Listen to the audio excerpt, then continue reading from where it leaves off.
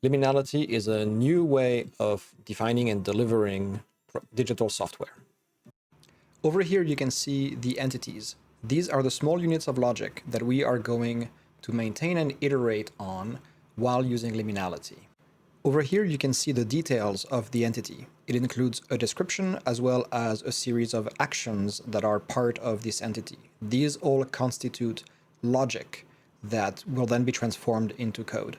This is the logic that we are going to operate on and maintain with liminality. Over here, you can see a list of features. This is a record of all of the definitions we have added to liminality over time, the sum total of which constitute all the changes that are now the present set of entities that we see on the left and with the details you see in the middle. Here is a sample of what the code might look like once it has been generated through liminality.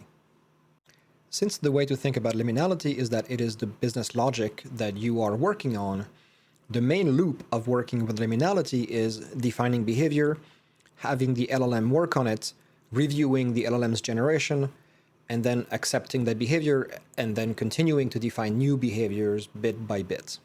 You're going to see me in this video work on a Getting Things Done app. Getting Things Done being simply a framework for task management. I'm going to add 5 small features just to show you an example of something slightly non-trivial. Feature 1 is very simply, we can add a feature. Feature 2 is we can set a due date to a task. Feature 3 is we can add a context to a task. The context is simply a way for us to figure out when would be a good time for us to do this task. The 4th feature is we'll be able to mark a task as complete, because when we're done, we don't want to work on it anymore. And the last feature is simply seeing a view of the tasks that are due today and the tasks that don't have a due date but are not complete yet because we could work on them.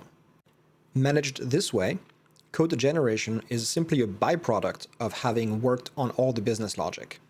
The end result is that you need fewer engineers to do the work that many engineers used to be required to do before, because a lot of the tedious work of changing the code base is now no longer something that has to be done.